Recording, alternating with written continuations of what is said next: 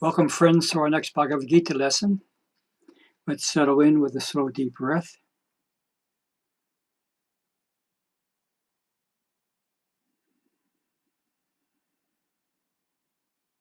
Hari Om Tat Sat. Om Shanti. We're on episode number 211, entitled When Three is Not a Crowd. We're going to spend one more week on the 37th verse of the 4th chapter. It goes, as the blazing fire turns firewood to ashes, Arjuna, so does the fire of knowledge reduce all karmas to ashes. The lesson today will be a little more on the technical side. You don't need this information to tread the spiritual path. I hope, though, that it will still hold some interest for you.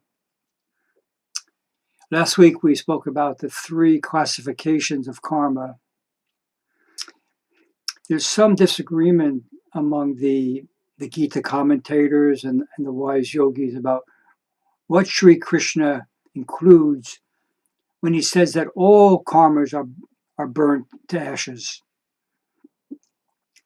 They all agree that the sanjita karma, the seeds of our past actions that have yet to bear fruit, are burnt by the fire of the understanding that I am pure consciousness. This fire roasts the seeds, and roasted seeds can no longer sprout. And they also agree that the agami karmas, the karmas that we're doing now and that we'll do in the future, can bear no fruit also, as they're performed without any ego consciousness. There's no one that says, I did this. And they're all in agreement that with no new seeds being planted, the cycle of birth and death comes to an end.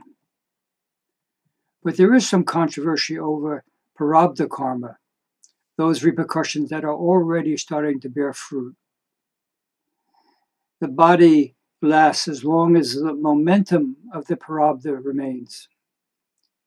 Some say that the seeds that have already begun to sprout have slipped out of the Yagni Jnana Agni, the fire of knowledge, so that even enlightened people must go through experiences that brought this body into existence. For example, some holy beings such as Sri Ramakrishna and Ramana Maharshi died of really painful diseases. In Sanskrit, words are differentiated by singular, dual, and plural. In this verse, Krishna uses the plural word of karma, which is Swami Satchidananda says would indicate that Krishna is including prarabdha karma in the karmas that are burned. I read you what Swami Venkatesananda said. But sarva karmini is plural, not dual. Even prarabdha karma, the effects of past actions that have begun to fructify, which governs this incarnation, is cheated by the wise man who does not identify the self with the body and mind. Prarabdha karma can only affect the body and mind. Thus, freed from karma and ignorance, even the most sinful man shines as a sage in the light of knowledge of the self. For reflection, we're probably not sages yet, and we shouldn't rush out and enjoy sinning. I somehow doubt that whatever happens in Las Vegas stays in Las Vegas. If we experience ourselves as the body-mind, then our actions will give off a scent, and the karma hound dog will track us down. Living at this level of consciousness, can we see that everything we are experiencing is a boomerang that comes from our past actions, and be conscious of creating a better future by our current actions? Thanks for joining. See you soon. Om Shanti, Shanti, Shanti.